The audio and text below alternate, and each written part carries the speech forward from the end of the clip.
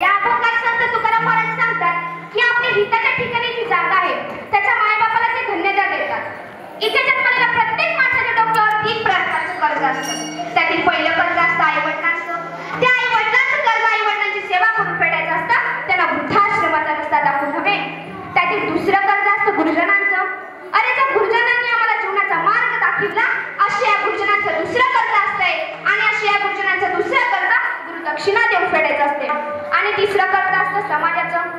अरे ज्या समाजात आपण जगतोय, जो समाज आमच्या सर्व सुखदुःखात सहभागी होतोय, अशा या समाजाचं सामाजिक कर्ज फेडण्यासाठी आपण ज्ञानकुंज विद्यापीठासोबत जोडलोय। हे काय कमी का? विठ्ठल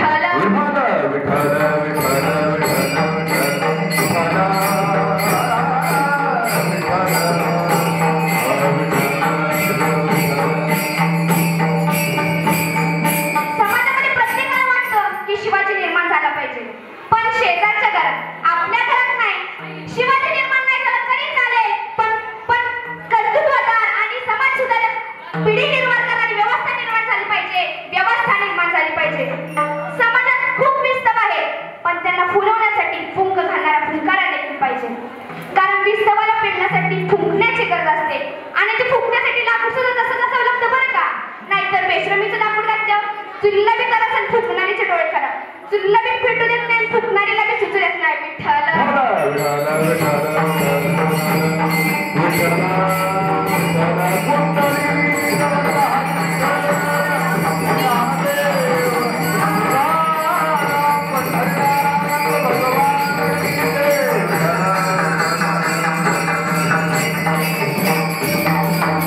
इथे जमलेल्या सर्वांना प्रश्न पडला असेल की कसं जगायचं, कणत कणत की गाणं म्हणत? तुम्हीच ठरवा।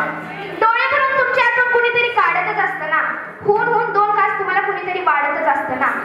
शाप देत जगायचं की दुवा देत हसायचं? तुम्हीच सांगा आता कसं जगायचं? काळ्या कुट्टान काळोखात जेव्हा काही दिसत नसतं, तुमच्यासाठी दिवा घेऊन कोणीतरी उभं असतं। एक गोष्ट सांगू तुम्हाला, पटेल ना पटेल तरी सांगते, जेव्हा संपूर्ण जगात कोविड सारखा काळा पसरला होता, तेव्हा तुमच्या आमच्यासाठी जर दिवा घेऊन कोण उभारले असतील, तर ते पोलीस होते, तर ते डॉक्टर होते, तर ते नर्स होते, तर ते सफाई कर्मचारी होते। एकदा जोरात त्याच्यासाठी टाळ्या वाजवा,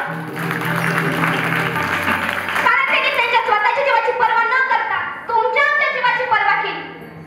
काळ्या कुट्ट काळोख्यात जेव्हा काही दिसत नसतं, काळ्या कुट्ट काळोख्यात जेव्हा काही दिसत नसतं, तुमच्यासाठी ज्योत घेऊन कोणीतरी उभं असतं, तुमच्यासाठी ज्योत घेऊन कोणीतरी उभं असतं।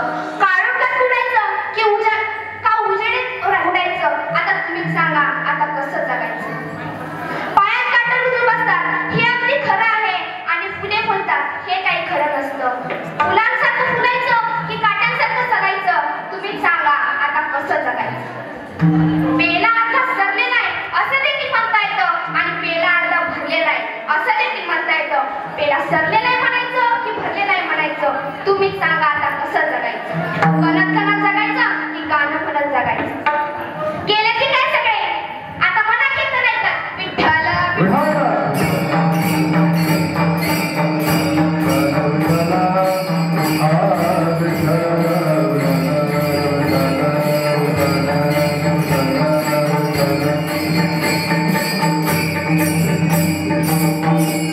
जन्मदात्या मायबापाला कधी विसरू नका, कारण जगात सगळं मिळतं पण मायबाप कधी मिळत नाही।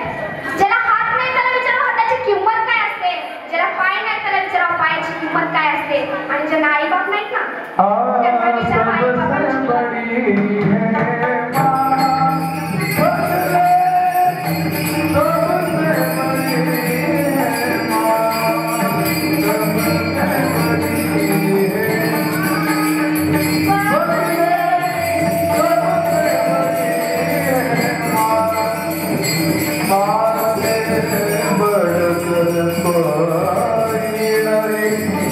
आ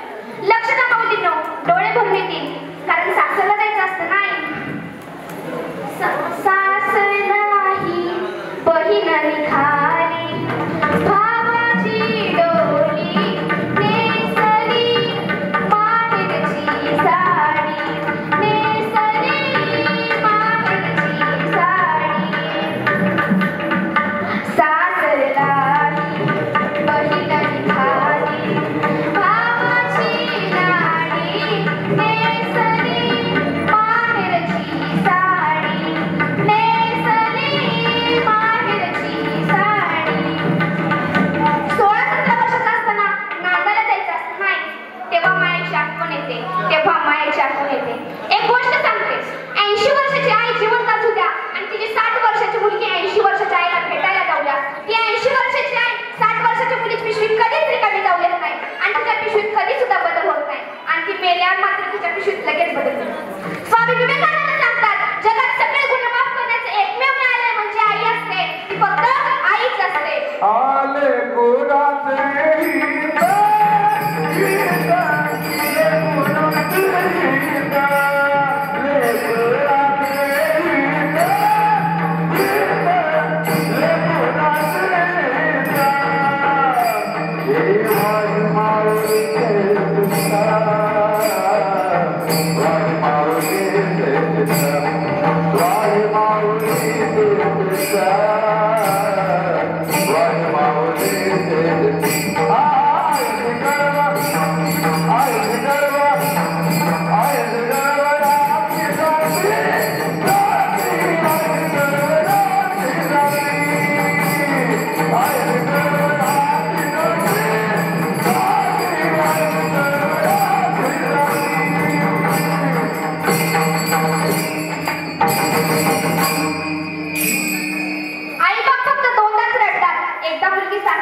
जाताना आणि दुसऱ्यांदा आपला मुलगाच्या आईबापापासून वाई राहतो तेव्हा एकदा रडतात. आपल्या जगात सगळ्यात जास्त वृद्धाश्रम आपल्या भारतात आहे. एक किस्सा सांगते मौलींनो. एका वृद्धाश्रमामध्ये एक आई शेवटच्या अवस्थेत असते तेव्हा तिचा मुलगा विचारतो, आई तुझी शेवटची इच्छा काय आहे ग? मी तुझ्यासाठी काय करू? तेव्हा आई म्हणते, बाळा तू माझ्यासाठी काही सुद्धा करू नको, पण वृद्धाश्रमात तेवढे पंखे लाव. तर मुलगा म्हणतो, आई तू जिवंतपणे नाही मागितलंस पंखा आणि तू आता अशी का मागतेस आणि तू अशी का सांगतेस? तेव्हा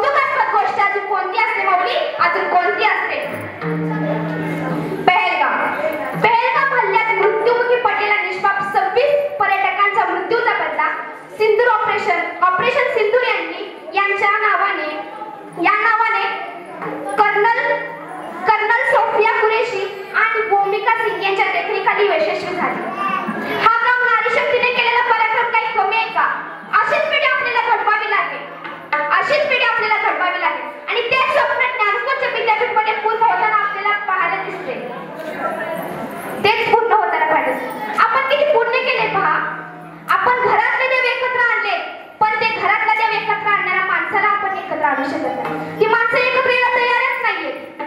दगडाचा एकत्र देव एकत्र आणला